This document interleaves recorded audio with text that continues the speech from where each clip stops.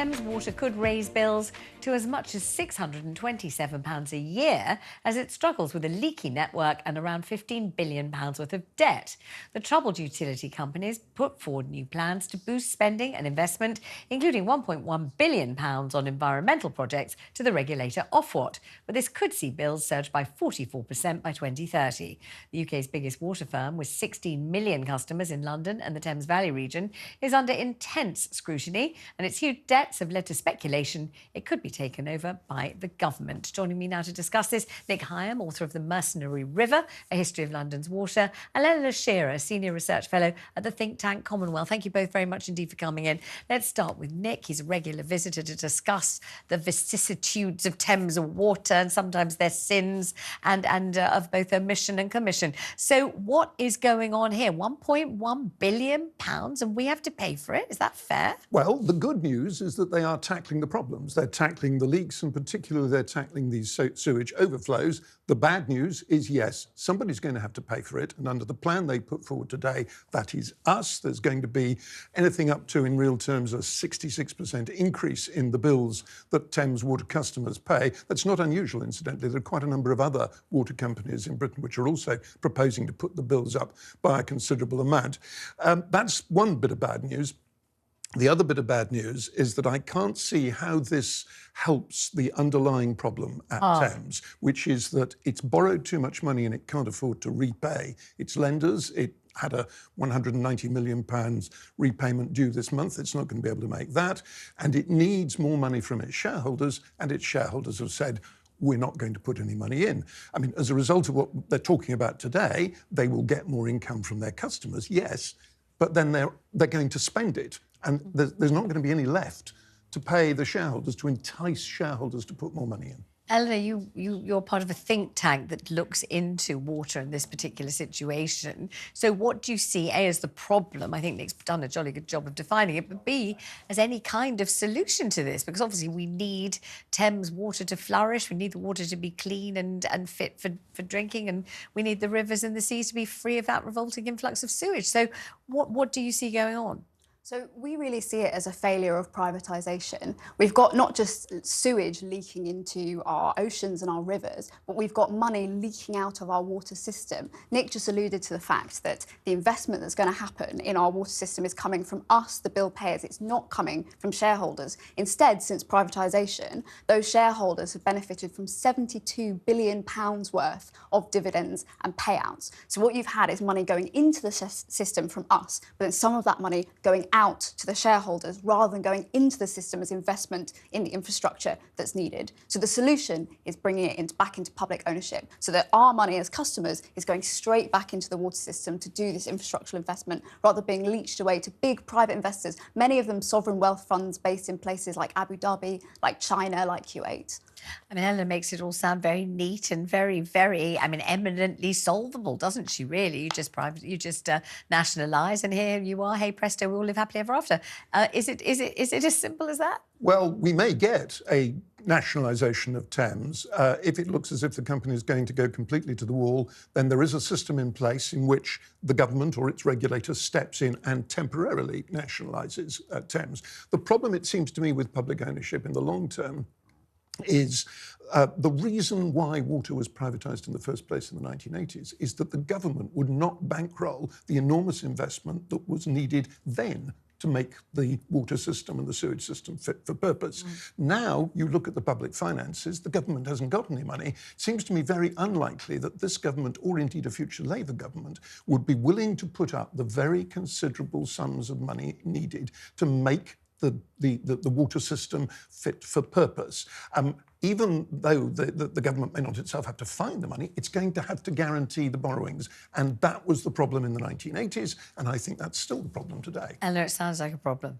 Well, I think the first thing to say is that we're not talking about something that's outside the norm. Less than 10% of cities worldwide have some degree of privatisation in their water system. So clearly this can be done in public ownership and is done in public ownership in the majority of places around the world. But the second thing to say is that Yes, this is a system that is clearly in crisis, that clearly needs investment, and that investment is going to have to come from somewhere.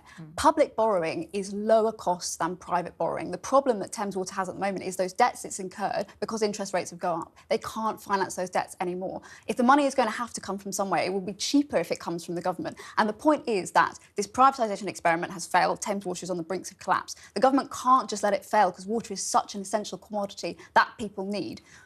If the money is going to end up coming from the public sector, if it's going to end up coming from the taxpayer, if it's going to end up coming from water bill payers anyway, it might as well then have the asset in public hands rather than the situation where you have public subsidies going to a company that still ultimately is able to own and profit from the water system. I mean, it really does sound as if we're in proper crisis here. So it sounds as if emergency measures of some dramatic nature need to be implemented sooner rather than later. Someone's going to have to pay. Of course, it's always us. The drinking, swimming, bathing public, it's always us. We persist in drinking water. What a ridiculous habit. We better stop. Not only us. I mean, if Thames is temporarily nationalised, among the people who will pay will be the existing shareholders who may lose their entire investment. Yes. And also the banks that have lent Thames money.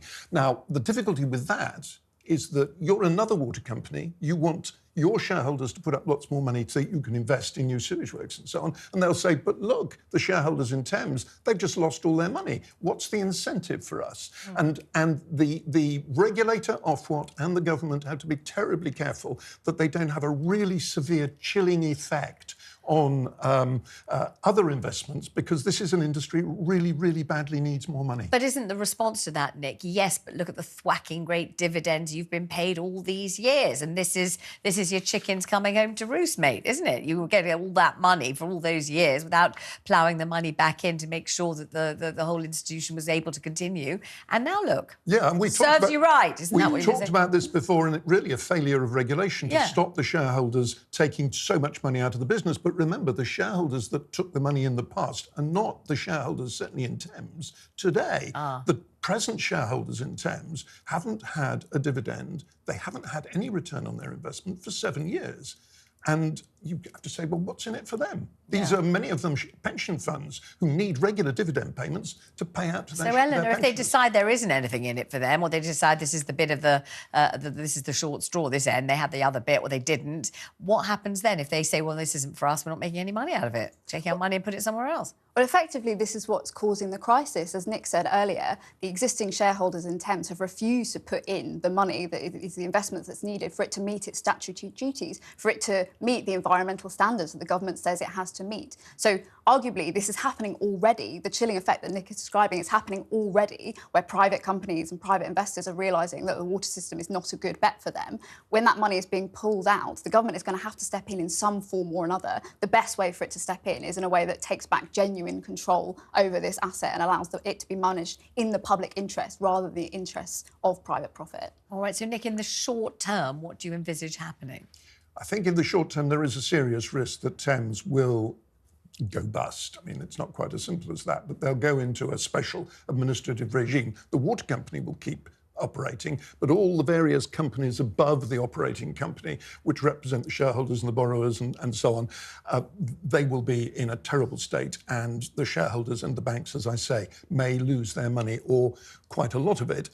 I think it's important to say that the way the system has been devised, it is unlikely that the taps will run dry. I think people in London will still get water. The sewage will still be processed. It's the long-term future that is looking rather bleak. But just hearing Nick Higham say, I think the people of London will get water. I think, I'm just quoting exactly, the sewage will be processed. What if he was saying, I don't think the people of London will get water, I don't think the sewage will be processed? Imagine that bit. Yeah, I mean, this, I think, the political capital that the government is going to need to have to expend at some point or other. Because the point is that water is a system that's a natural monopoly. It's not like consumers can vote with their feet. It's not like they can look at Thames Water putting these bills up and say, actually, you know what, I'm going to go with another water provider because I don't want to pay that extra cost. This is their only option to get water, and the political ramifications of the taps going off in London for 16 million people are so severe that action will need to be taken. Political ramification? What about the physical ramifications? What about the actual ramifications of it? It's completely unthinkable, isn't it? It can't be allowed to happen under Well, any circumstances. That's why this system is in place. Yeah. But I mean, we're asking this government, a Conservative government, which is ideologically opposed to the idea of state control, state ownership, public ownership. The private sector is by far, it believes, the best way to deliver services of all kinds. We're asking it to do a complete U-turn and accept something that Conservative governments have set their face against for decades. It's a really big political ask. Although we do have a small matter of a general election coming up relatively soon. Our political expert here says November the 14th. You may bet upon that if you wish to. Thank you both very much indeed for coming in. Always a delight.